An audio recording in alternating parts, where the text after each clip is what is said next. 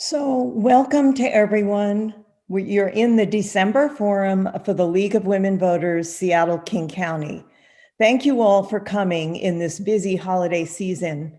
I'm Mac Mitchell, chair of the League's Environmental Committee and the moderator for tonight's webinar entitled Regional Climate Action Through Democratic Sustainability.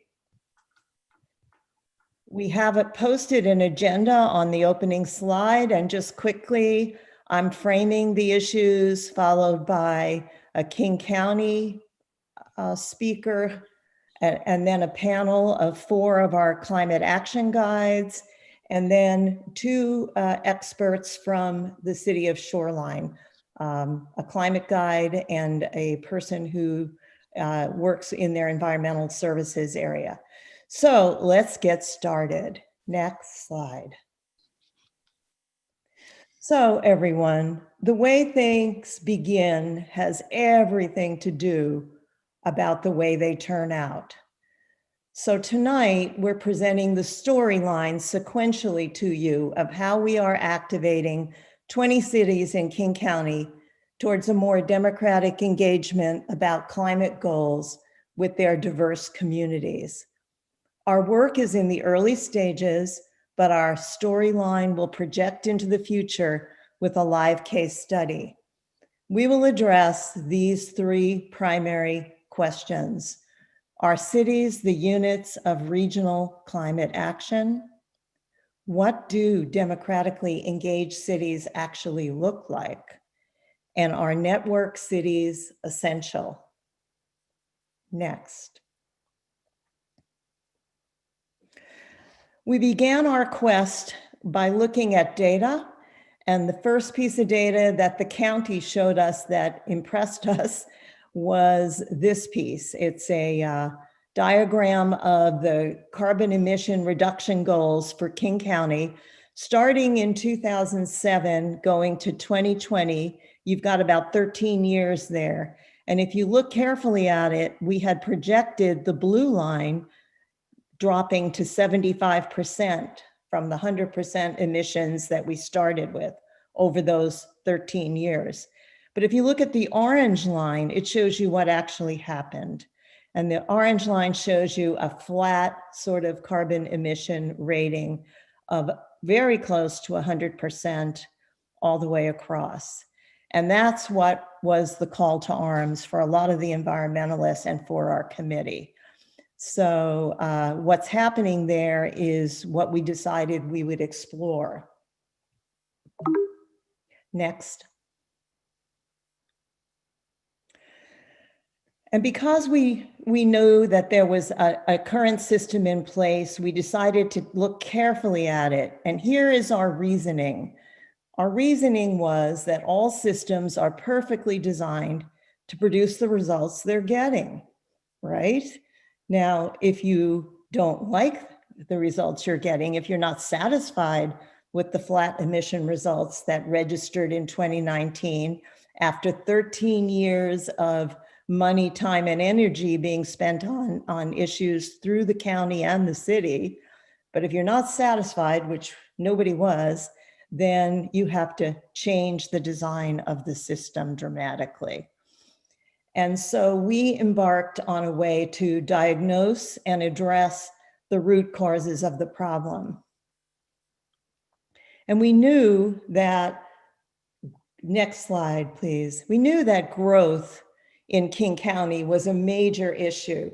And what happens when you have a lot of quick growth is that the growth offsets any reductions that you make in carbon emissions, and you end up with a flat profile. But that's an ongoing problem. It's not going to change, and we have to accept it as a given. But we also went on and looked at the democratic engagement that was going on in the cities. And we found that although it was well-intentioned, that the impact was low. And there were 3 things that we discovered. Number 1, the percent of engaged people from the general public was extremely low. Most of the cities were running their climate plans based on input from a small group of climate advocates usually from nonprofits, universities, etc., but not the general public. So that was a big finding. And then the degree of involvement for the most impacted people in the city was low. And so climate equity was not being pursued in a strong way. And then the last thing we found out was that the outreach that the cities were using were really not designed for behavior change. Instead, they asked for input, they sent out surveys, and there were some low-level ways that people could participate.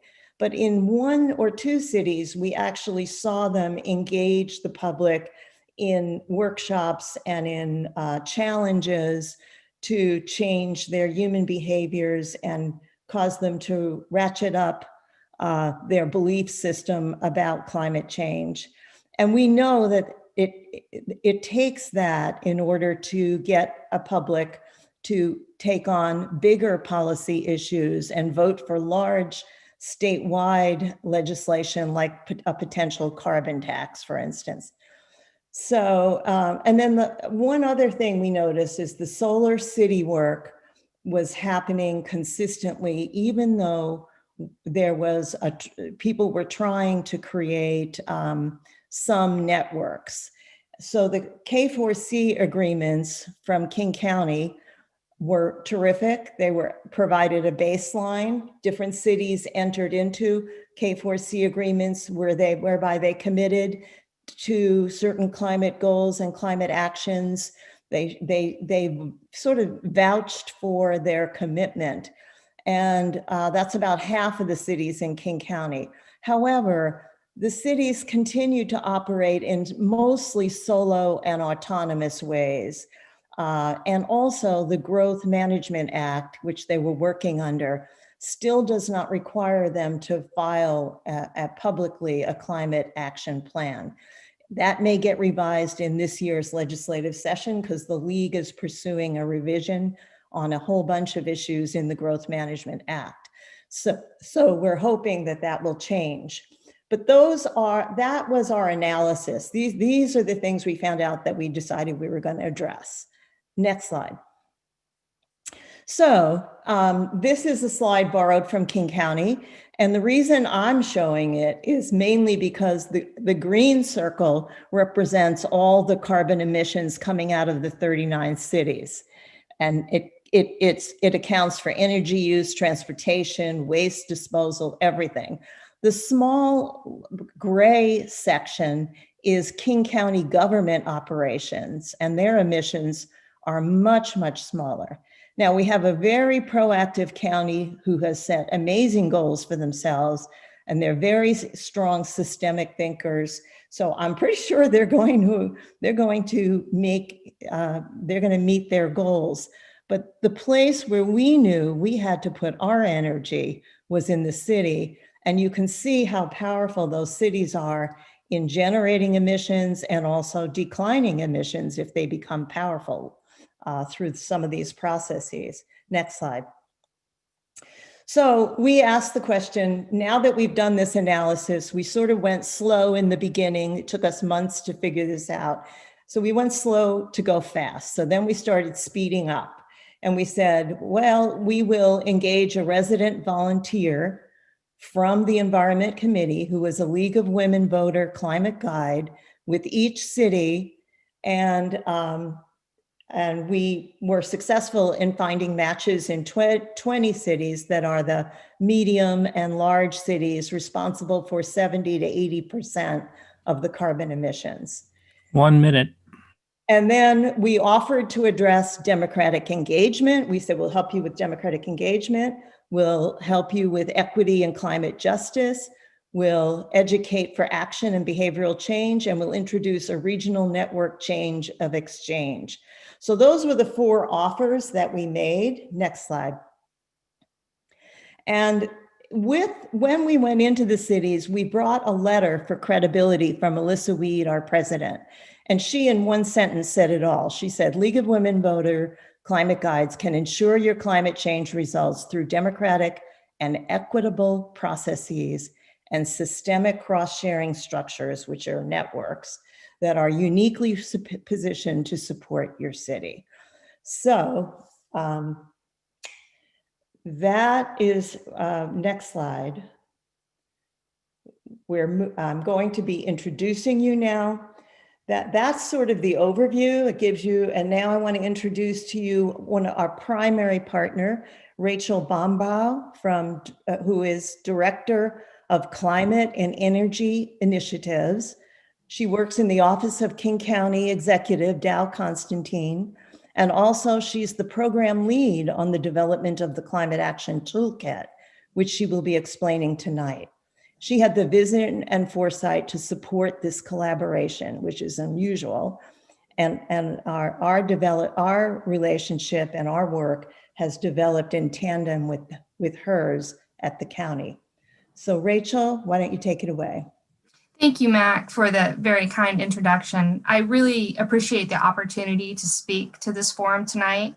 And I'm excited by the continued support of the League of Women Voters for the Climate Action Toolkit as one means to reach our countywide shared greenhouse gas emission goals that protect the health of residents and the natural environment of King County.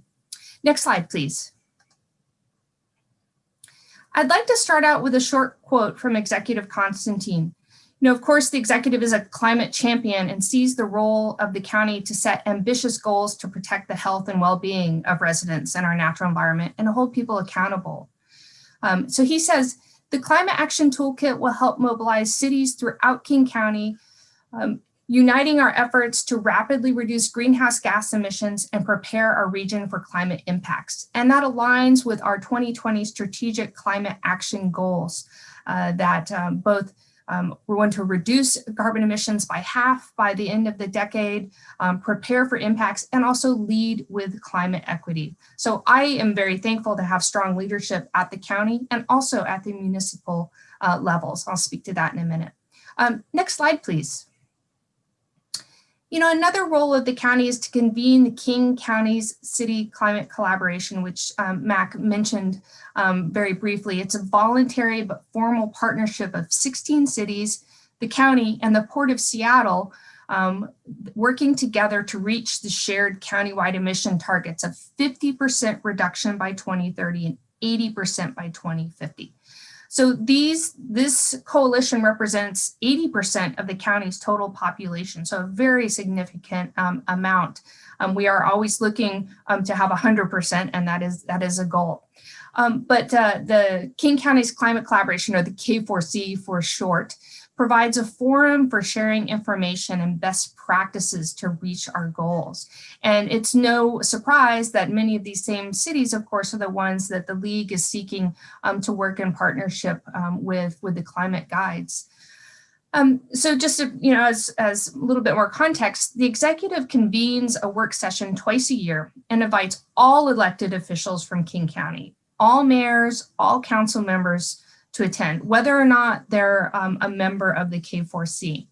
And so I just wanted to, and those are occasions to talk about best practices, talk about activities that we can do both individually, where cities and local jurisdictions have impact and influence, but also how to work together.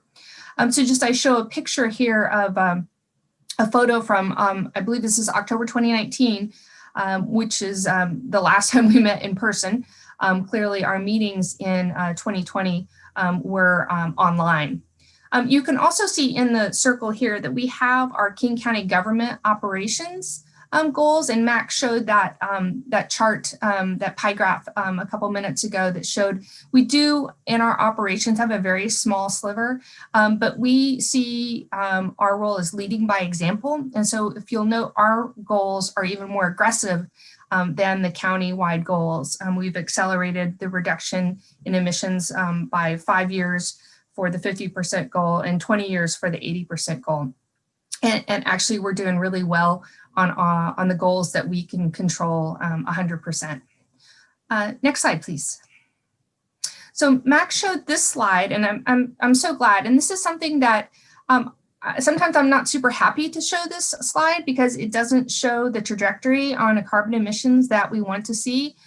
But I'm also really proud of how transparent we are about our progress and how we are constantly seeking to figure out how to change that trajectory and learn from what's not working, what is working, and continue to try to change that curve here. So you can see on this graph here, we do have very sharp countywide, and that is cities, residents, county operations, all these in together are our emissions. We are targeting a 25% reduction by 2020, a 50% reduction by 2030, and a 80% reduction by 2050. And you can see that indeed, we are not hitting that. On the flip side, there is a little bit of a silver lining. We've stopped the growth of emissions. And a lot of analysis, we don't have time to go into it tonight. We've done a lot of analysis on what is driving that emissions, the increase in emissions. And the biggest factors are the increase in population growth and the associated construction and economic activity that follows that. 2020 has been an odd year for many reasons, but through 2010 through 2019 really showed sharp growth in that type of activity, and we kept our emissions flat. So that's a real success story in one way to decouple emissions with that economic growth. Nonetheless, the toolkit will support cities in their efforts, and this is a new effort to help to move that bar down along the path that we want it to go. It'll help support cities in their efforts to reduce emissions for both their own operations, the operations of city government, and at the community scale. Next slide, please. So I just want to talk about what are the main goals of the toolkit.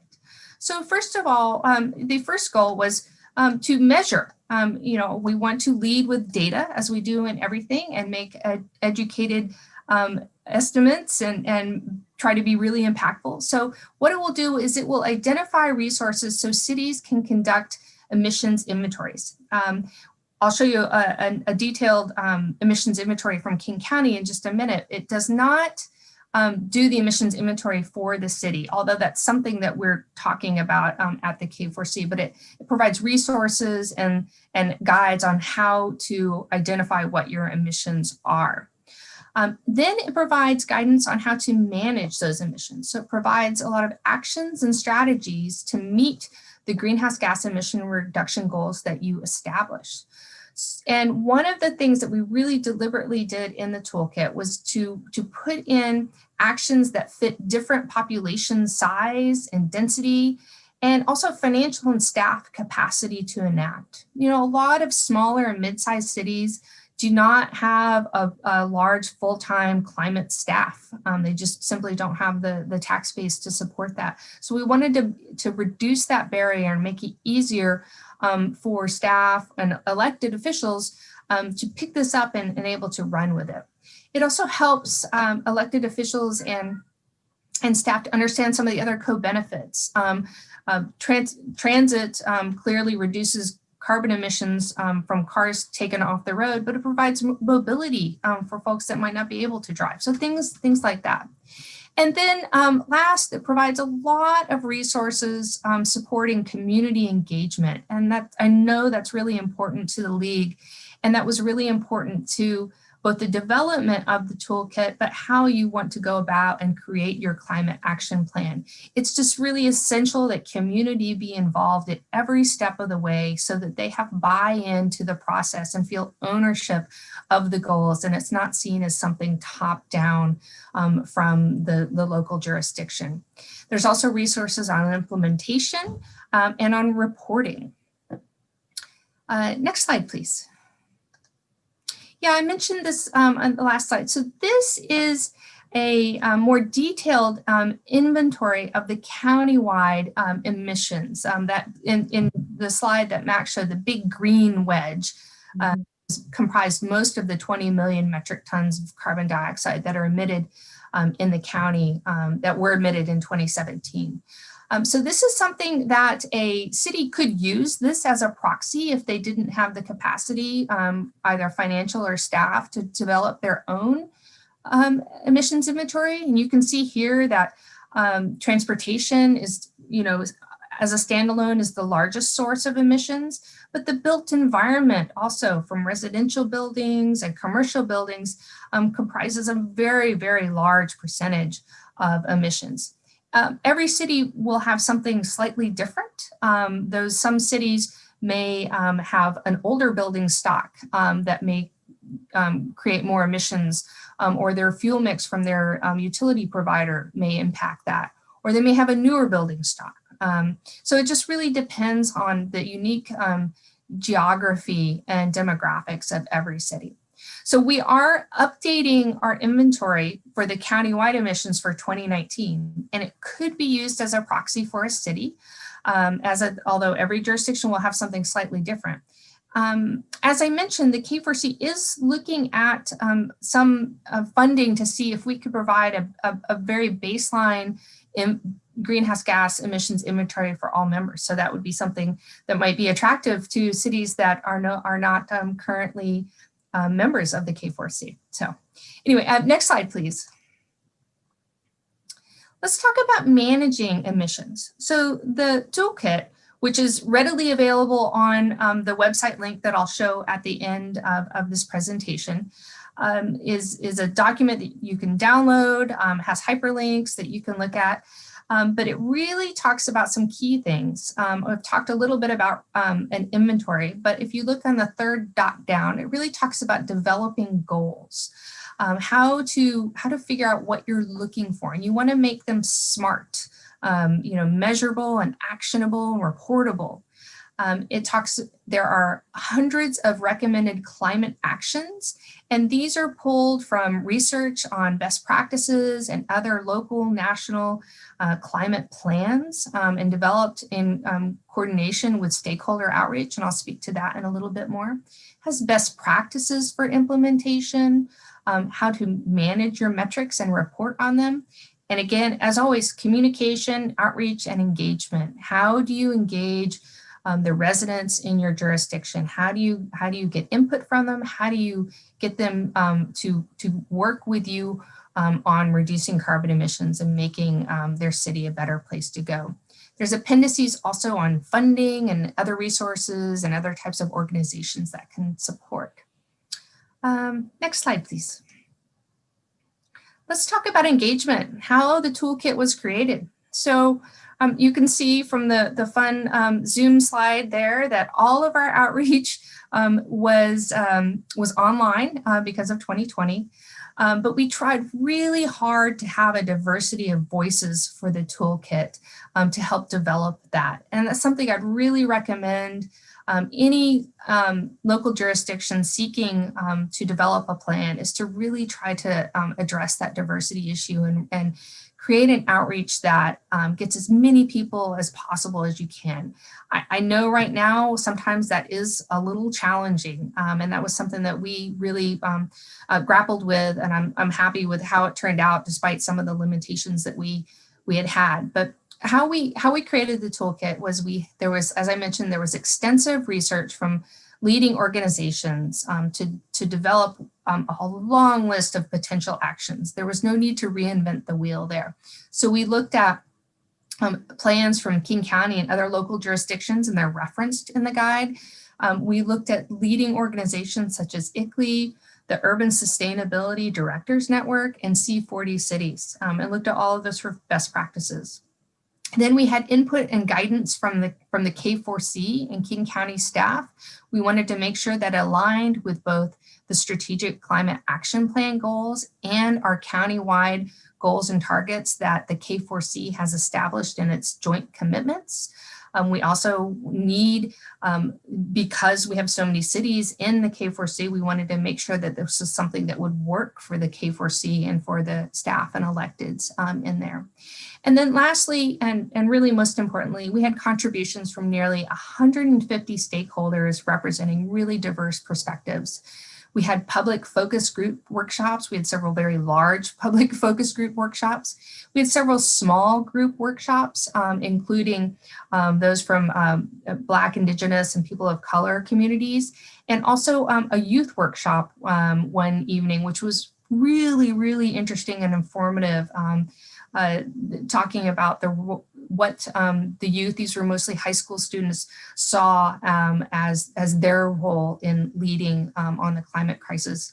And then we also had a public input tool survey, which was something on, we had hosted a site where we had several hundred responses from those folks who were unable to attend another type of workshop. So that was really informative. So we pulled all of that into the final document.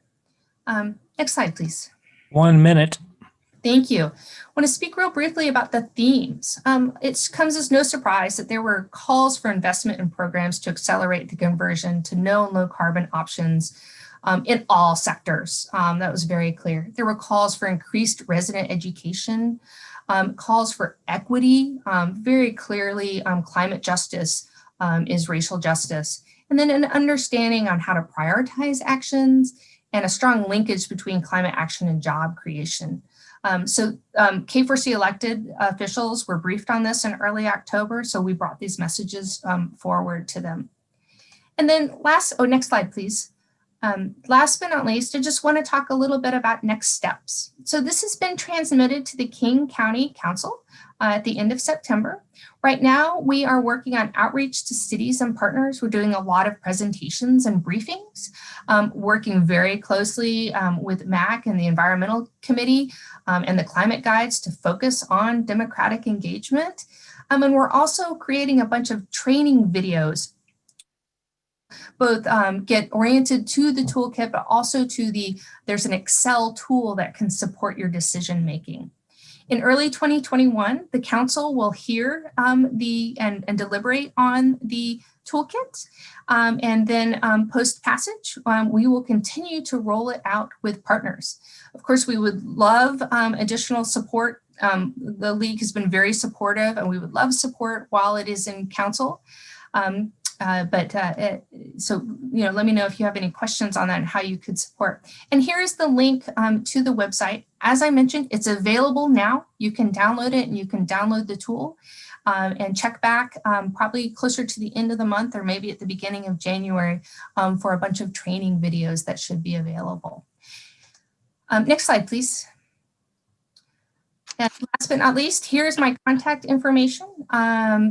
Thank you very much for listening and feel free to reach out if you have any questions. I don't know, Mac, do we have time for a few questions? I have a few. A lot of questions about K4C came up. People don't understand what it is. Can you give a brief explanation? Yeah, so the K4C is that voluntary but formal coalition of the county, the Port of Seattle, and 16 cities. You could look on, we have a K4C website, and we work together on shared goals, and they're in different sectors, like transportation goals to reduce vehicle miles traveled and promote electric vehicles, in the built environment to promote renewable electricity supplies and efficiency. But we pledge to work together on climate, and it's really an innovative structure. We have not seen it in any other places. We got an EPA award for this several years ago just because of the innovation. Usually jurisdictions don't really pull together on this. Staff meets about once a month, and the elected officials meet twice a year. I actually host a group of other elected officials that have additional time and interest, and we're really active during the legislative session to advocate for pro-climate legislation during the state sessions. Great. Another question that I got is there funding or small grants available for cities to work on? That's a really great question, and I know funding is always an issue. That's an emissions inventory can cost several $1,000s to actually several tens of thousands of dollars, kind of depending on what level you do it. That's one of the reasons we're looking to see if we can support through kind of a bulk buy process at the K4C to support getting maybe not the emissions inventory that goes out to 3 decimal points, but good a high quality emissions inventory that for each city within there to eliminate that barrier. Great. And another question is, exactly how will the toolkit increase public engagement in the cities?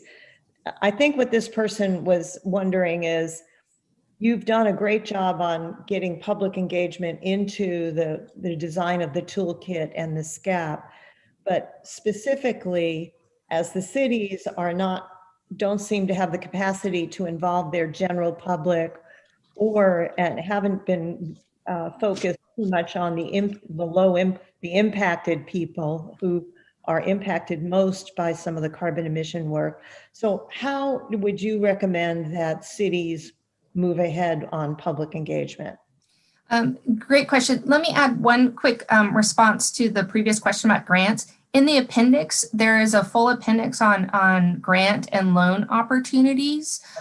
Obviously, this is a live document and things change, but there is something in the appendix that one could look for funding opportunities. Back to public engagement, that's one area where both we're doing push and pull.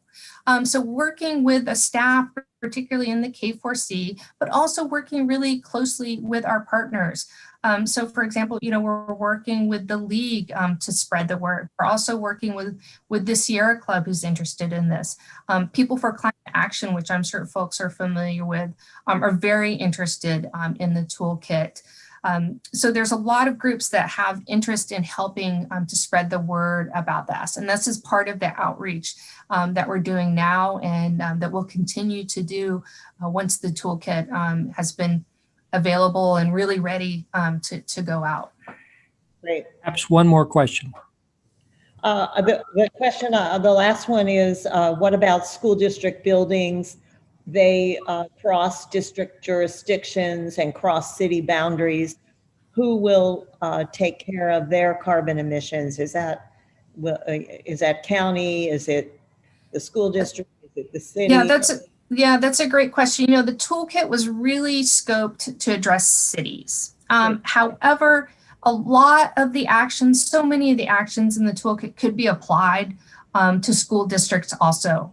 They can also apply for grants to upgrade their facilities and to make them more efficient, grants for bus electrification and things like that. So just because it says city doesn't mean that other jurisdictions couldn't take advantage of it. And I hope that they do.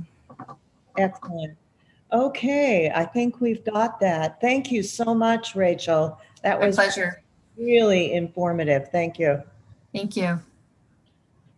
So at this point, we're going to turn to a panel of League of Women Voter Climate Action Guides.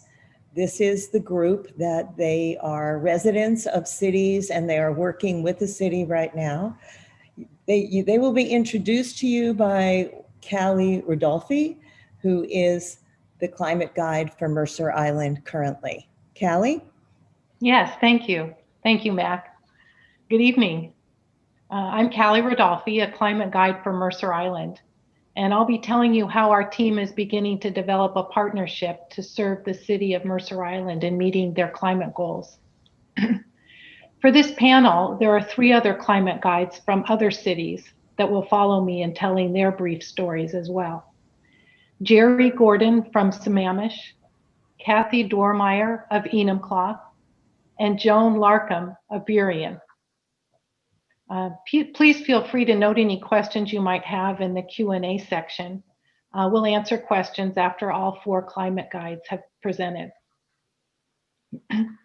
First of all, Mercer Island, where I live, it's a bit unique. It's located, of course, on an island in the middle of Lake Washington, and it's got a population of less than 25,000 people.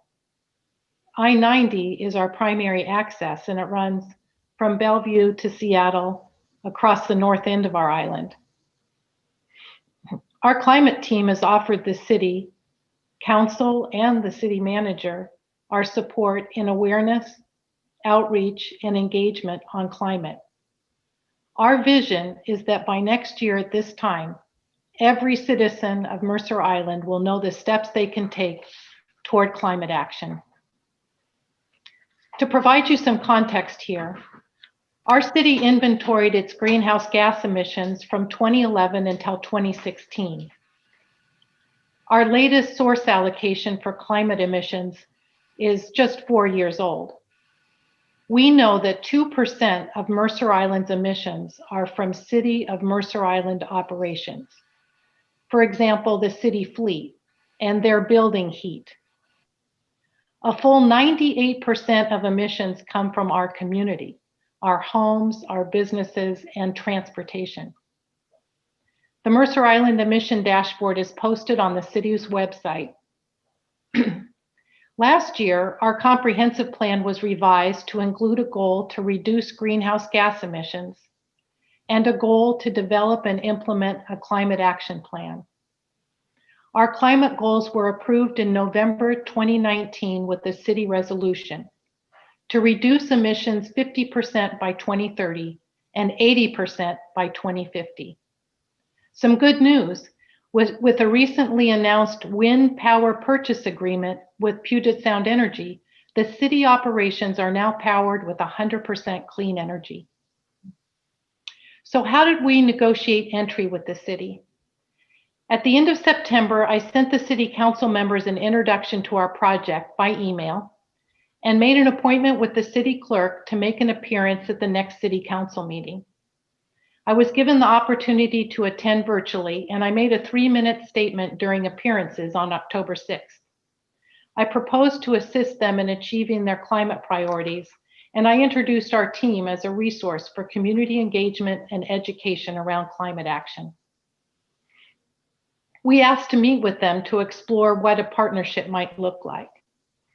3 of our city council members attended the King County Climate Action session on October 8th. I followed up with those city council members afterwards, asking to discuss our project further. Councilperson Reynolds met with team member Tatiana and I in early November. He suggested we follow up with the city manager, so we reached out to her with an introduction to our project and an invitation to this climate forum. Her office replied with an appreciation of our offer and suggested we reach out to the city's sustainability and communication person, which we've done. What might happen next? The city leaders are going to be setting priorities and annual work elements at their planning session at the beginning of next year.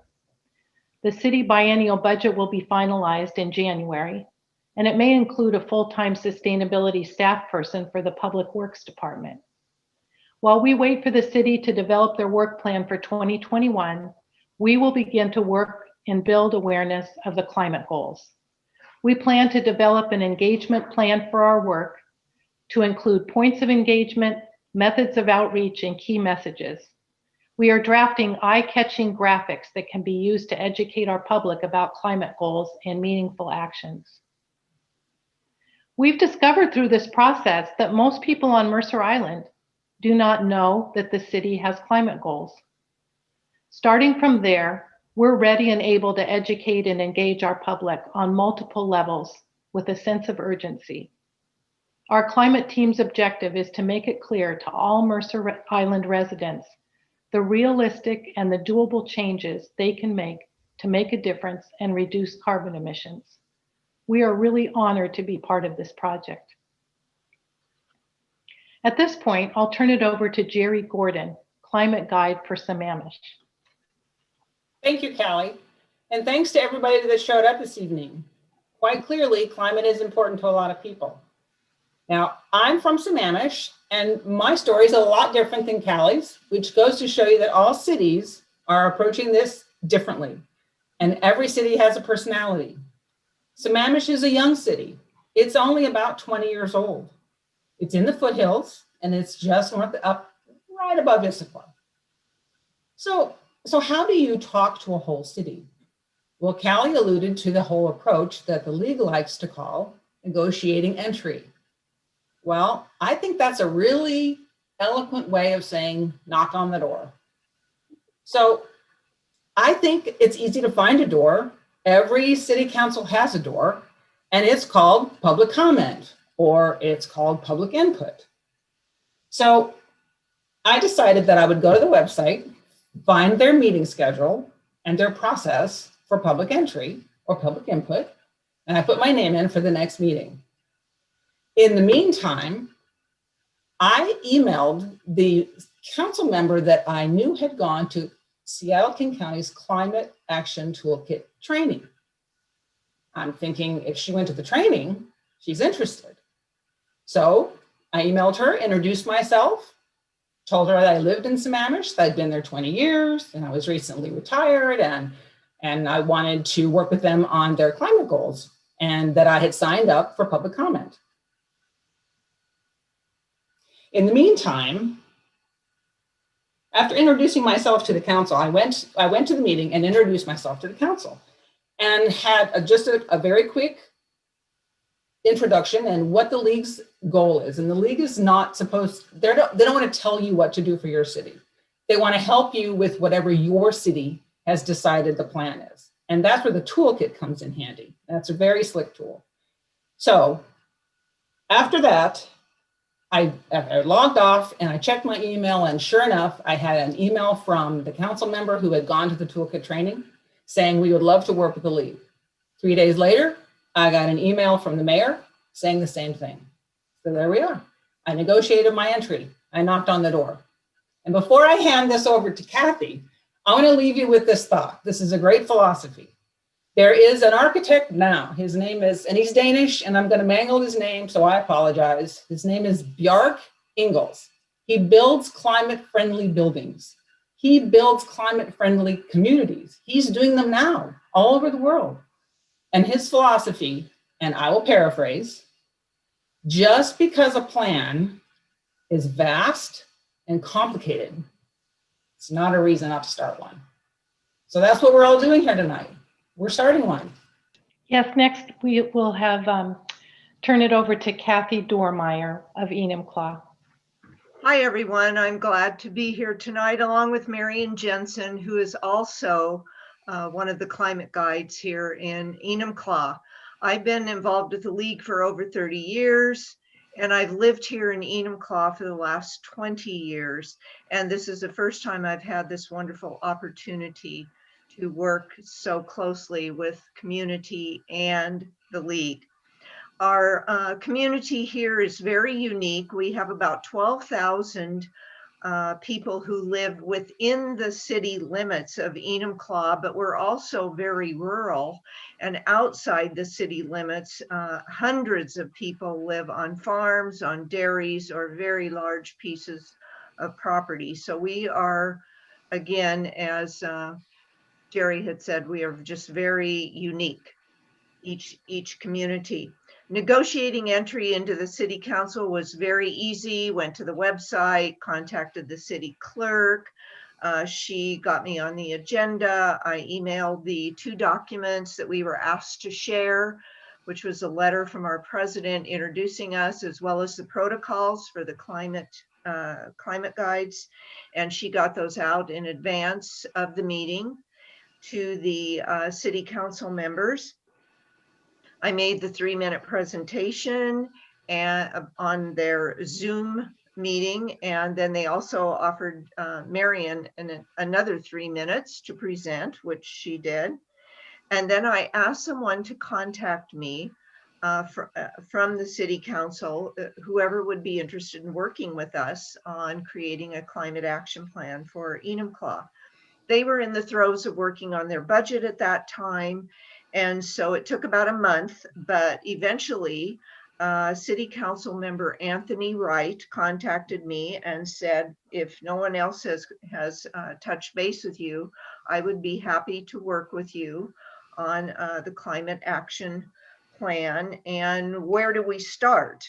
So I want to give a shout out to Anthony, because this is part of where we are starting. He has joined our forum here tonight. So I really appreciate that. So we're kind of taking these steps together. We've been emailing each other back and forth. I sent him an energy efficiency grant proposal. He forwarded that to the Public Works Department. So we've been staying in contact with one another. But I do want to point out that unlike some of the other communities, we are at the very beginning stages of this process.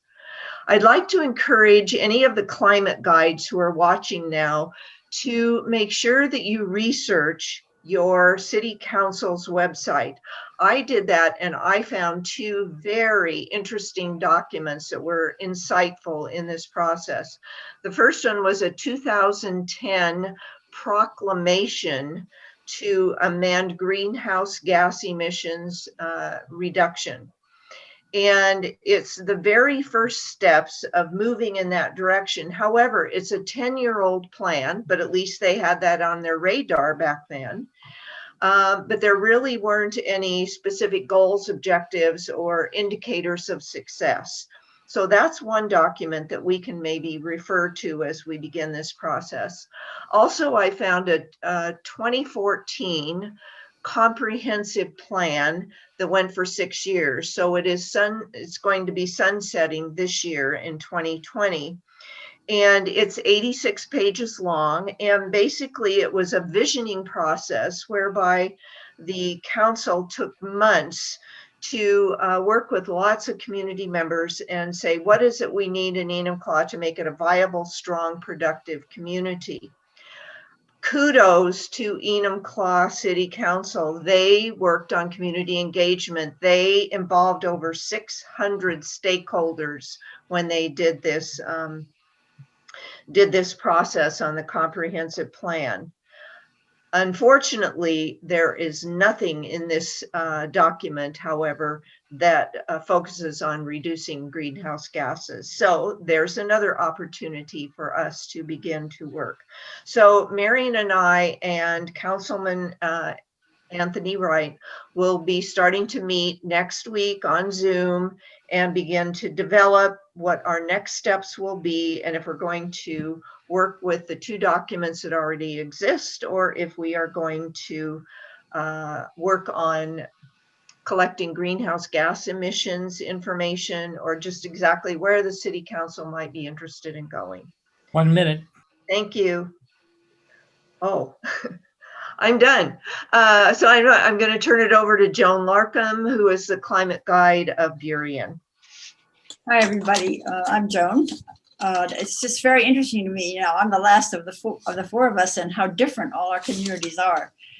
Because with Burien, it was more like getting on a train that's already moving. You're just trying to jump on, but it's not moving quickly, and it could use our help, but it's still in motion. Anyway, I've only lived in Burien since 2015, and only full-time for 2 years. And I'm also new to the league. I joined them last year, and I joined the Environmental Committee just a couple of months ago. So I'm new on all three fronts. So I decided the safest thing to do would be to start with research, which is what I did. As Cathy just suggested, I did a lot of research on the website, looking at the city council and finding out what the members were interested in. I found at least one who had been very interested in climate action, and I wrote to that member and got an immediate response with lots of information over the next several days.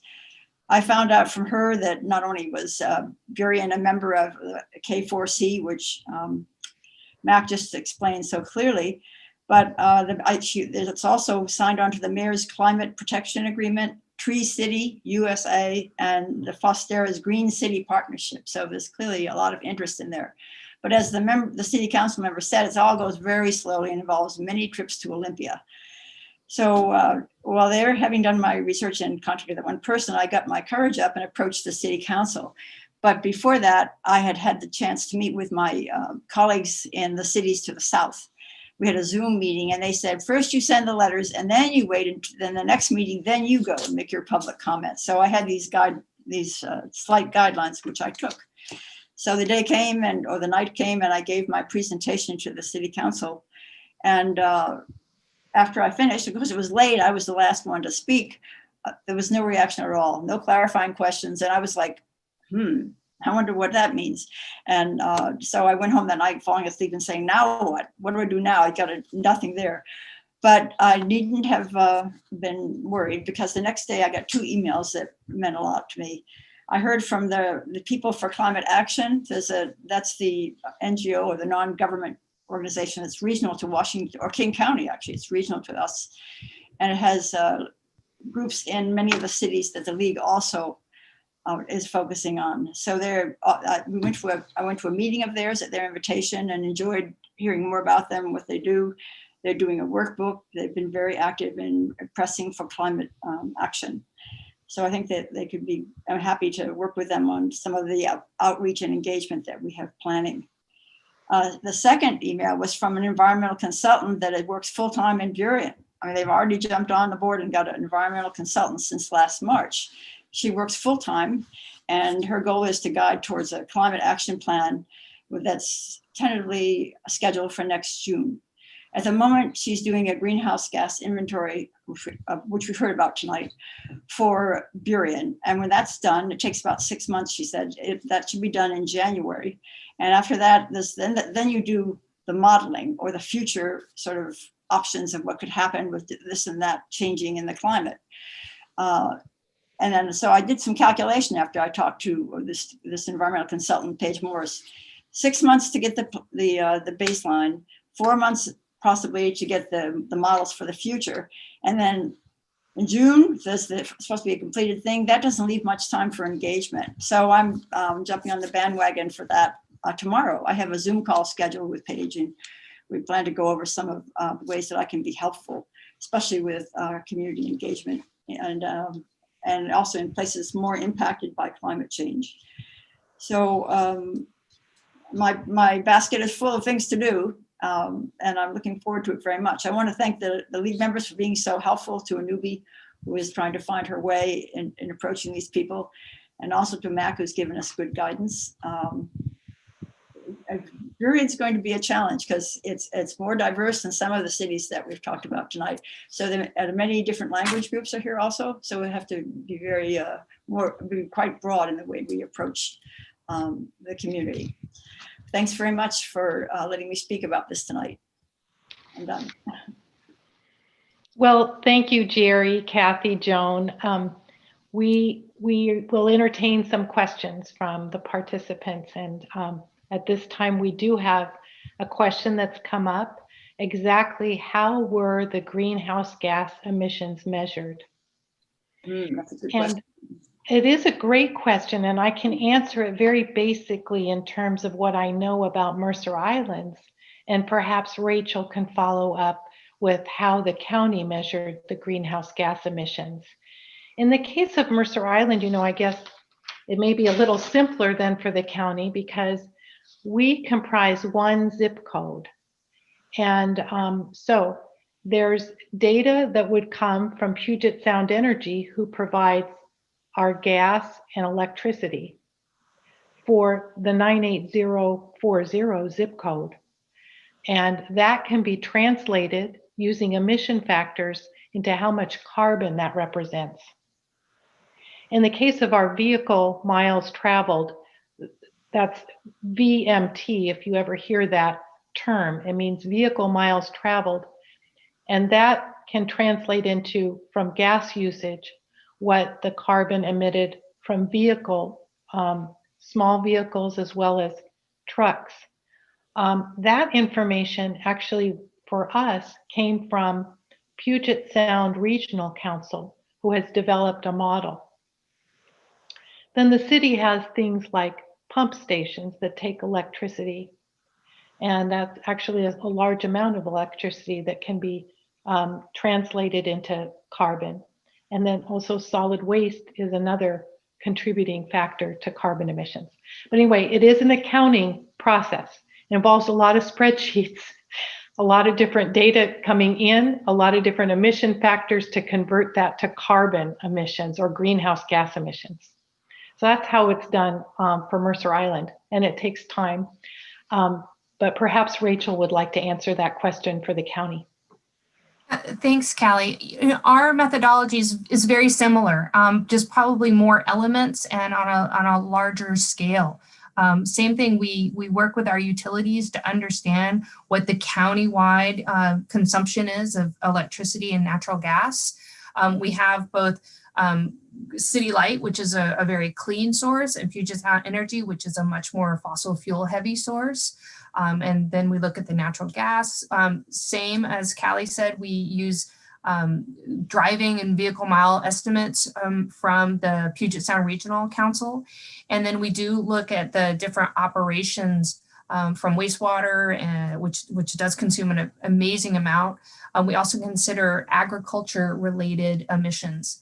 We use, there's certain accepted protocols out there so that is standardization. We use the U.S. Community Protocol, and that helps guide estimates and how one might account for things. So there is definitely some consistency and some rigor in how we go about our estimates. Thank you, Rachel. Let's see, not having any, well, we do, I think a question just came in here. What are some thoughts about really helping raise the awareness of community members? A lot of community members might not care or might not know about climate action.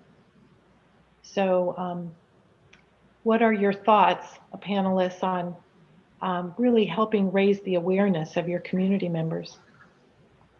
I'm thinking that's probably everybody's first question, because the community is what we want the input from. And so I think that's where the league can excel. And every city, of course, has a pool of talents, just like all of the league members have pools of talents. So I think it's very hard to say one recipe will fit every city. I think each climate guide could be helpful in suggesting anywhere from social media to old-fashioned flyers to email blasts. You know, that would be something that a climate guide would be perfect in working with the city council with, I think. Mm-hmm. Thank you. Cathy, do you have anything to share on that? Well, I would say maybe doing surveys or finding some way for people to give input to what their practices are, or behaviors that they can begin to think about changing to affect the reduction of greenhouse gases. And so if you're involved or in a focus group, things that Rachel was referring to earlier, ways that you can get people engaged in communicating with one another. And if we can't do it face to face, we can, do it on Zoom. But really trying to find ways that people will take seriously, beginning to think about the things that they're purchasing, or the driving that they do, or alternatives that they can come up with, that when they're doing this process, that will help them change individual behaviors, which will help us all. That's something else. I liked the part of the toolkit where it talks about the cities can first, let's face it, money is a lot of it because all the cities are doing their budgets. And the first thing they have to think of is how to spend their money. One of my favorite parts of the toolkit was that you can pick what maybe looks nice and price it out. And if that doesn't work, then you can price something else out. It was a way for the cities to look at what the people want and then balance it with the kind of return on investment. And I thought that would be a great compromise between the public and what they're willing to do, and the city and what they can afford to do. And surely there would be able to be a meeting ground in the middle. We have time for maybe one more question. Okay, we had a question come in from a resident of Lake Forest Park, which has a strong commitment to preserving tree canopy and preservation of open space. How does this get included in the calculation of our climate baseline? Of course, planting more trees and preservation of open space will help to reduce carbon emissions. That's a general answer. Perhaps Rachel or another panelist could answer more fully. So I'll try to take a stab at this. I will just put a disclaimer that I am not a highly skilled technician on the nuts and bolts of all carbon emissions inventories, but I believe that there's more methodology on how you actually capture the, on per tree or per acre value of the of your canopy. I would, what I could do is I could ask folks at the county that are more aligned with our 30-year forest plan and our land conservation initiative to better understand how they account for that. And I could respond to Mac or to you directly with that information. I would be making something up if I talked about it right now, but I know that there's a lot of work, and the county has actually started a forest carbon credit program that whereby we sell offsets from some of the actually very highly productive and highly, they store a lot of carbon in the forests in the Pacific Northwest. And we've actually have 2 clients, one of which is Microsoft, which buys offsets from our carbon program. But I'd be happy to follow up with a response to this. I can get it to the Lake Forest Park person, so. Great, thanks. Thank you. Okay. Well, I want to thank the panel. This is not easy work, and we're knocking on doors. And I said, there are no closed doors. There are just some doors are open on a crack, and others a little bit more, and others are wide open. So we're bringing ourselves into this work, and that's why we use the term negotiating entry, because it is a soft negotiation to get in, and a lot of research and study and conversation goes into it. So I want to thank the panel for their hard work and their great presentations, and especially Callie for organizing this and keeping track of it for us. Thank you so much. Now, there is one city that has worked for 5 years on democratic engagement of their diverse public. And they're trying to ensure, and they are ensuring, some positive climate outcomes already. They are an important role model for all of our cities. So I'm going to introduce the 2 folks who will present that to you. And it is none other than the city of Shoreline. And we have Autumn Sammamish, who has worked as the Environmental Services Coordinator with the city of Shoreline since March of 2019. She develops and coordinates implementation of the city's environmental sustainability and climate action programs, and has partnered with us to ensure democratic sustainability. She's a wonderful partner. We're so glad to work with her. And Lee Keim, who resides in Shoreline and is the League of Women Voters Climate Action Guide, working with Autumn there. And Lee is also a very active member of our environmental committee. So I'm going to turn it over to Autumn, and she's going to lead with some slides, and then Lee is going to follow with some commentary. There will be questions and answers. I know you're going to have a lot of questions on this. Please note the question and answer function is at the bottom on the right, and enter them all the way through the presentation, which is about 20 minutes long. Okay, Autumn, take it away. Okay. Well, good evening, and thank you so much for having me here tonight. It's a real honor. Next slide. As Mac mentioned, I work on environmental sustainability and climate change programs in Shoreline, and I wanted to share a little bit about our climate action journey and how we're working to create a more democratic process in our community. Next slide. So we'll start with where we've been. Next. Our climate journey has been underway for about 15 years in the city of Shoreline. We signed the U.S. Mayor's Climate Protection Agreement, vowing to reduce carbon emissions back in 2006, adopted an environmental sustainability strategy in 2008, joined the King County Cities Climate Collaboration as a founding member in 2011, and adopted our first climate action plan in 2013. Next.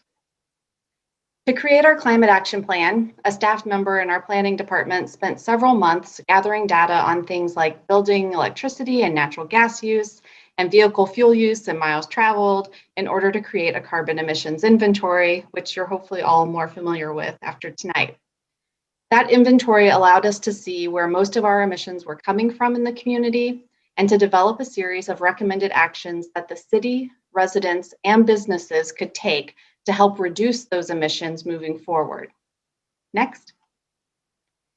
While the 2013 Climate Action Plan was developed before my time at the city, it appears that the plan was really developed by a consultant and city staff with fairly limited input from residents. You may have heard about the spectrum of public engagement, which is shown here. At one end, you have information really being shared. You're informing people about what you're doing and asking them for some basic feedback. At the opposite end, you have people empowered to actually help develop and own that plan. Back in 2013, we were really on the inform and consult end of that spectrum. A consultant worked with city staff to develop a draft plan, which was then shared at one public meeting at City Hall. Next.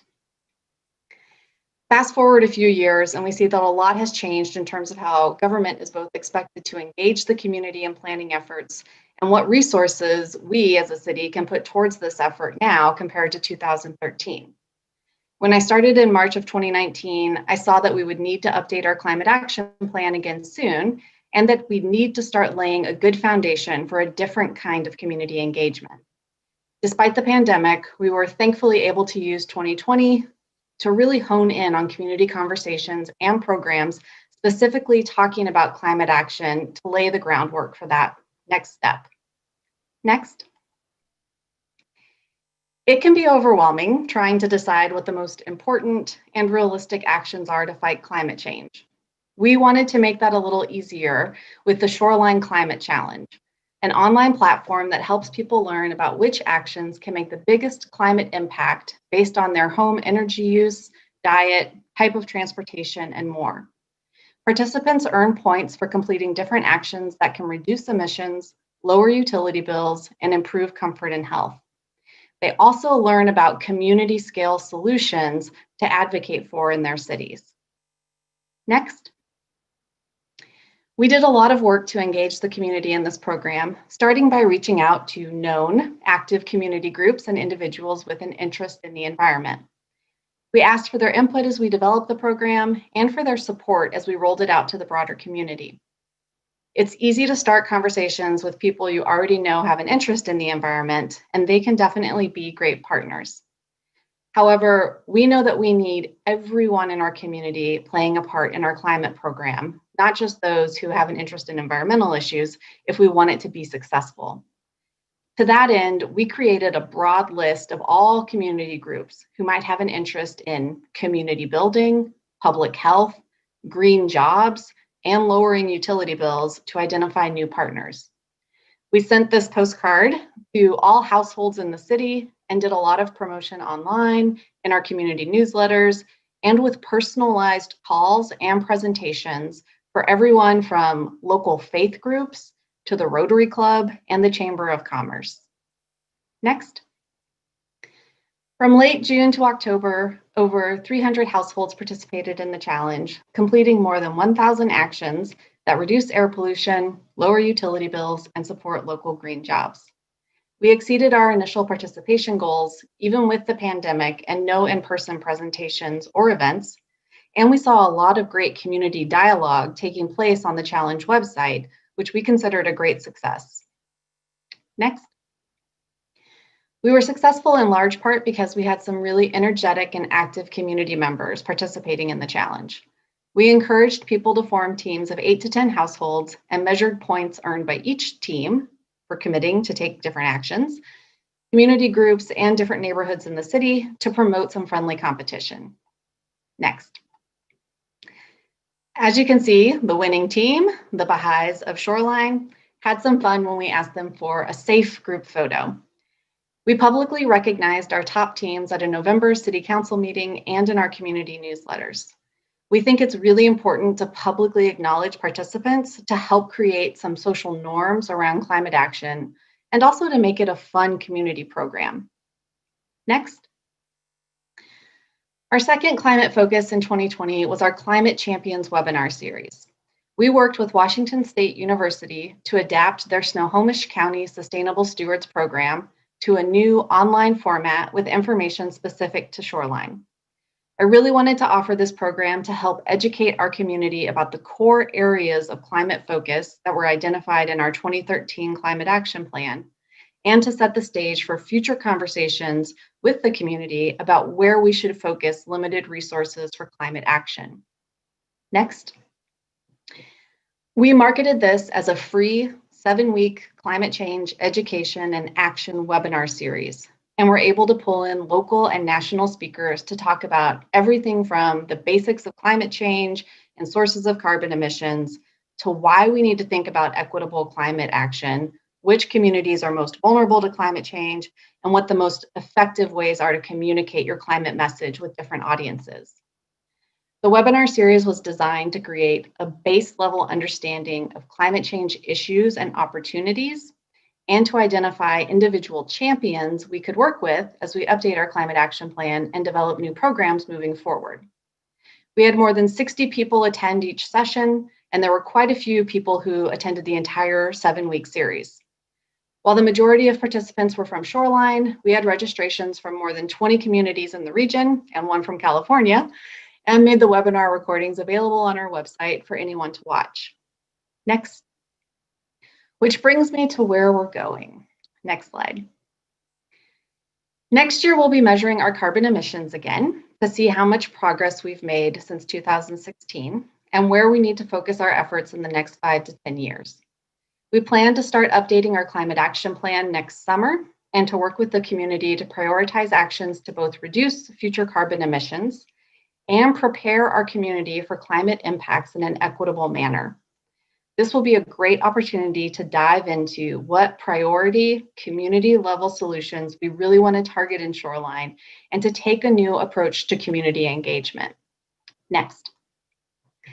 As I mentioned earlier, our 2013 Climate Action Plan had some community engagement, but it really landed on the inform end of the public engagement spectrum. My goal for our 2021 plan update is at minimum to move to the involve stage and ideally work our way to empowering equitable community engagement. We don't have a lot of staff resources at the city, and we don't have any citizen environmental committees. But we do have a real interest in a democratic process for developing this plan and for centering that plan around equity. That will likely include the formation of a new public advisory committee with targeted representation from youth and Black, Indigenous, and people of color communities. We really want to engage community members who A, could be most vulnerable to climate change, and B, don't automatically come to the table when we start talking about environmental issues. We need to make sure that all of our community demographics are represented in this conversation and that we're not only hearing from people who have the time, resources, and automatic interest to come and talk about climate change. We also need to look at how we compensate people for their contributions and time in this discussion, which could include things like paying a stipend to committee participants or providing childcare and interpreters. The goal is not to have city staff come to the community and say, here's the plan that we've developed, what do you think? But to have the community really help us develop that plan, helping us to identify and prioritize actions, voicing support for the future resources that will be needed to implement this plan, and feeling like they own the plan, and that our youth and our most marginalized community members had a real opportunity to help shape it. That's not a small goal, and it's not an area where government has always excelled, but I'm optimistic that we'll move in the right direction on the spectrum. And I'm also optimistic that we'll put that new King County Climate Action Toolkit to good use and be able to successfully work with Lee to ensure a robust and equitable community engagement platform. Next. One way we've been able to really engage the community in taking action to fight climate change is with our environmental mini grant program. The city provides up to $5,000 in grant funds to individuals, community groups, and business owners for projects that enhance the environment and promote environmental stewardship. Those projects must occur in areas deemed for public use, provide a tangible and measurable public benefit to the environment and community, and address one of the focus areas noted on the slide, which align with our current environmental goals set by City Council. Next. We only have $15,000 available each year for these grants, but the community has been able to do some pretty great work over the past 13 years. Since 2007, the Environmental Mini Grant Program has awarded over $200,000 for 57 community grants. This year, we funded 4 projects that included remote classroom presentations on climate change and helping the community group Climate Action Shoreline print additional copies of their Working Together Every Day to Make a Change educational brochure. Next. We're also working on how to really highlight that great work by our community members and released our first ever sustainability report this past spring. The report highlights projects and programs completed by the city and community members, along with metrics tracking our progress to goals we've set for fighting climate change, reducing waste, expanding bicycle trails, and more. It's really important to communicate your goals and your progress in meeting them. It's important for the community to know what's going well and what might need a new approach or more resources, especially if you want to keep them engaged. We'll be sharing our 2020 annual sustainability report early next year, so you can keep an eye out for that. Next. Shoreline is a smaller city, and we don't have staffing or budgets on par with the county or the city of Seattle. It's really just me and one other employee who went from part-time to full-time this year, who specifically work on environmental sustainability. And we are responsible for managing a pretty big portfolio of work that covers everything from managing our solid waste contract to leading grant-funded programs to reduce pollution, to coordinating implementation of our Salmon Safe certification for improved water quality. It's easy to get overwhelmed by the amount of work to be done at the municipal level, but we know that time is of the essence when it comes to climate action. So using new tools like the Climate Action Toolkit and having conversations with the community about how climate change is more than just an environmental issue is so important for all of us. Identifying diverse community partners and establishing strong relationships to facilitate effective community engagement is also critical, as we can't do this work alone. Now, you can learn more about all of our city's sustainability and climate change programs on our website or by sending me an email anytime. But for now, I'm going to turn it over to Lee Keim, our Shoreline Climate Guide. Thank you very much, Autumn. Good evening. My name is Lee Keim, and I am one of the League and Women Voter Climate Guides for Shoreline. I've lived in this city for 32 years, and I'll have to say, it's only recently I've paid attention to what we have here in the city and how the city has made a strong commitment to addressing climate change. Ever since incorporation, the city just 25 years ago, sustainability and protection of the natural environment has been part of the framework goals of the city. I've had some opportunity in the last couple of years to study the city climate action goals and their comprehensive plan, and understand that it's a rare thing for a city of this size to have a staff. You know, the environmental department services with the staff is rare for a city of this size. Shoreline has committed to utilizing the Climate Action Toolkit, Autumn has told me, and is seeking to diverse public input when updating their climate action plan next year. I'm very pleased to say that from our very first meeting, Autumn has been wonderful to work with. She's invited our volunteers to work with her and together to achieve the goals that they've decided the city will enter into. The facts remain, though, despite strong climate policies by Shoreline and other cities, as Rachel mentioned earlier, the current data shows much more work is needed to reduce community-wide emissions in order to meet the emission reduction targets by 2030. You saw this chart earlier that Mac presented to us, and it's not looking so good right now. There's really a lot of work that needs to be done. So in light of this, our volunteers with the League have been preparing themselves to assist the cities in becoming familiar with the Climate Action Plan and the Toolkit. We've researched each of our cities' environmental policies. We have sought out the environmental allies within the government, on the councils and with the city staff, to find them to work with us to advocate for adopting effective, democratic, and equitable climate initiatives into their climate environmental plans. what our volunteers can offer is our home knowledge of where we live and deep engagement with our communities. As Autumn has mentioned, it's important to search out to the youth in our communities, our social and religious organizations, neighborhood leaders, and particularly marginalized communities who are experience the worst of the climate issues. In order to facilitate discussions of the severity of climate repercussions for humans and the natural environment, these discussions are critically important to reach out to our communities.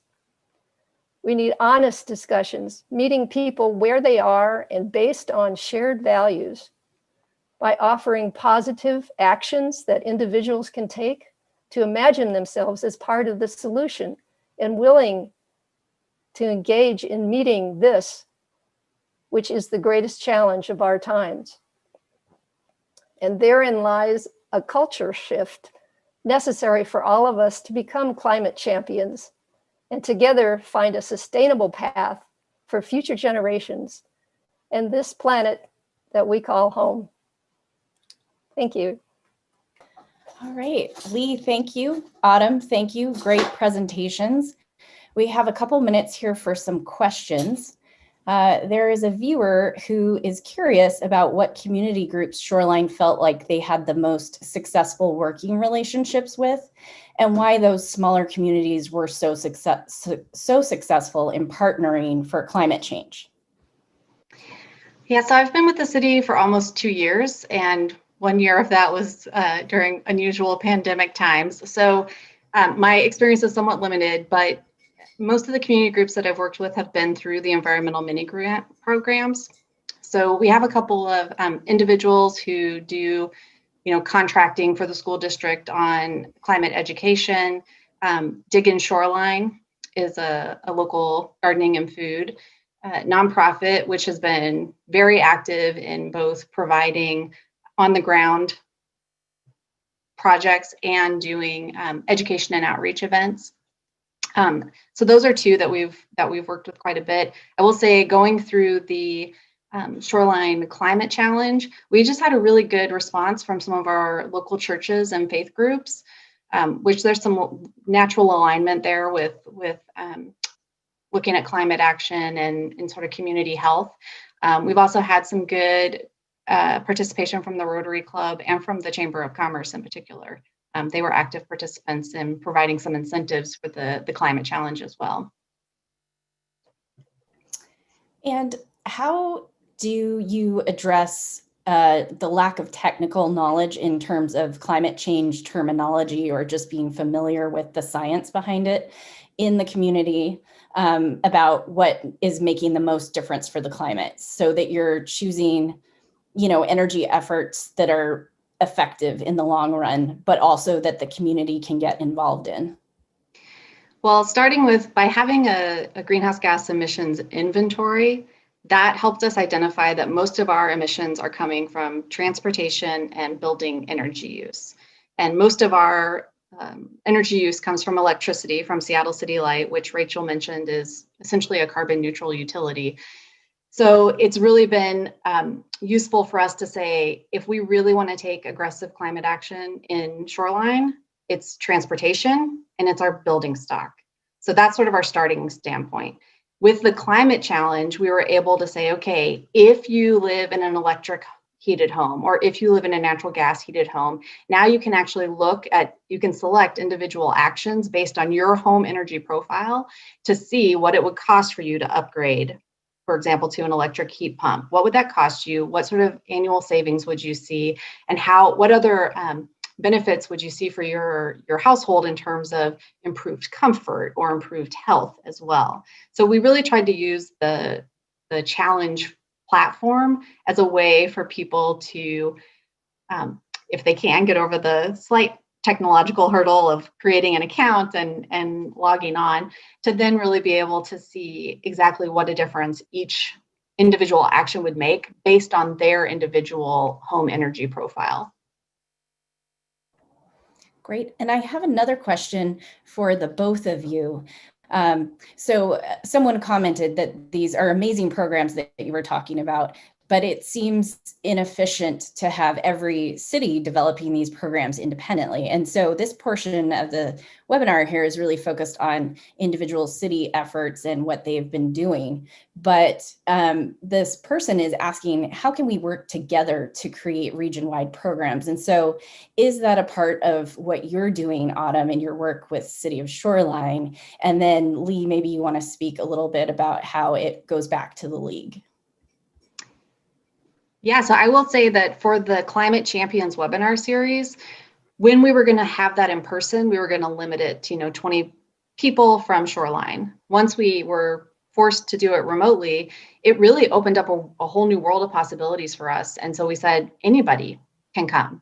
And that was great because, like I said, we had over 20 different local municipalities participating. And, that's not a problem from our perspective. We're always happy to get the word out to other cities and let them know that we're hosting this type of webinar series. We also work really closely with other K4C city members, and we're always looking for opportunities to either replicate existing programs or existing materials from one another, or to start having these conversations about, can we partner up together to do a more regional webinar series, for example. And I'd like to comment that I am working with the 5 cities up here in District 1 of King County. We meet together and we once a week we talk about how are we doing in each of our cities up here.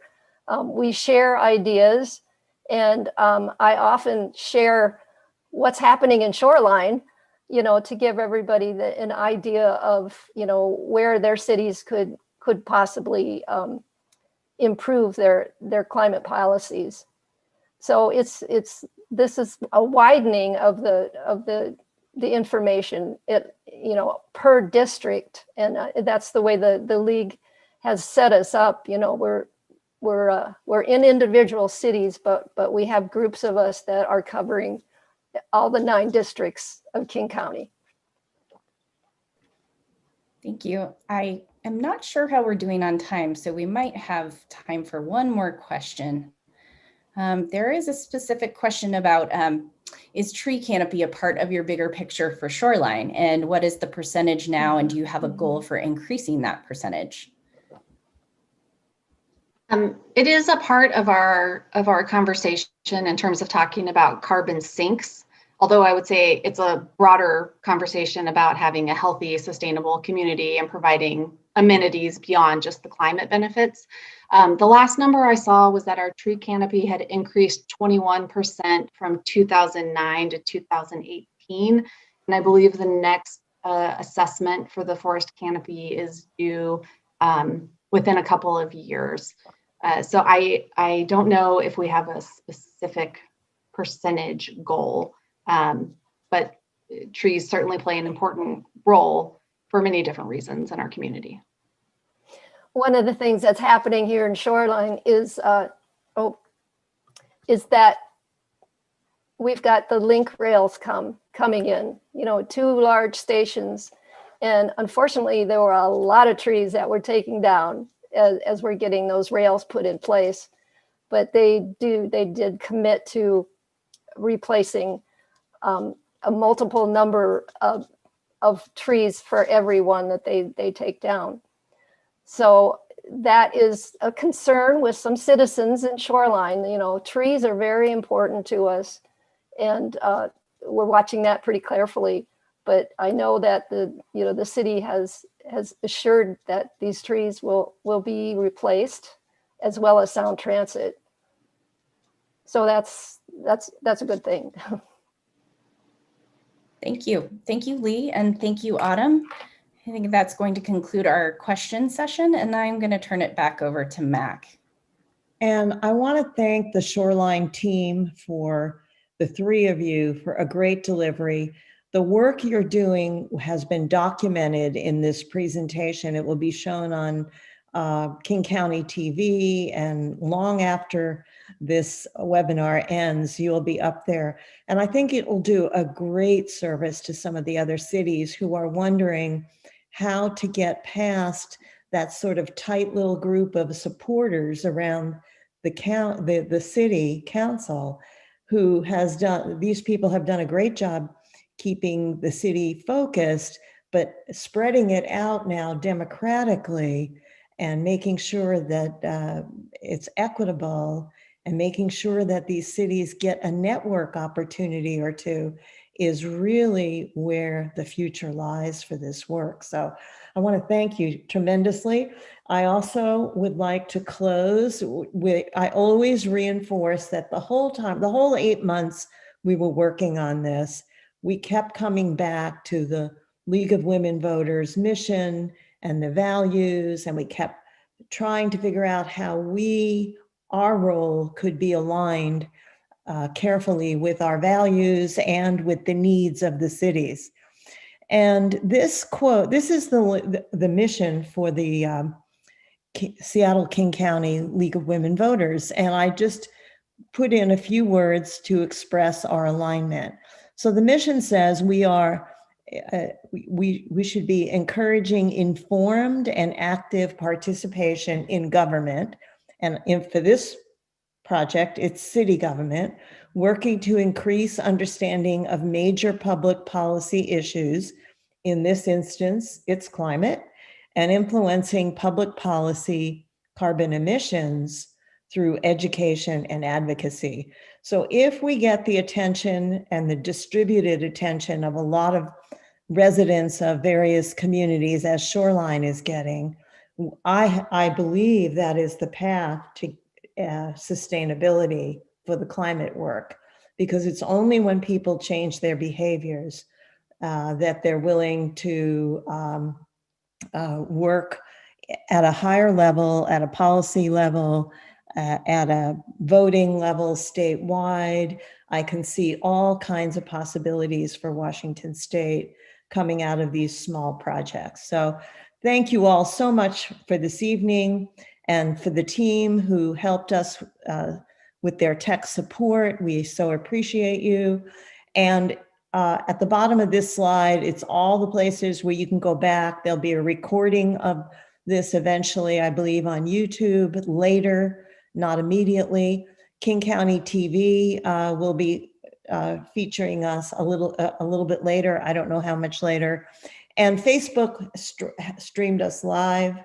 And if you have questions about the Environment Committee or the Climate Action Guide project, you can email me at that email address and I'll respond. So thank you all for a very full, beautiful evening. And I wish you all the best tonight as you disappear into the darkness. Thank you. Thank you.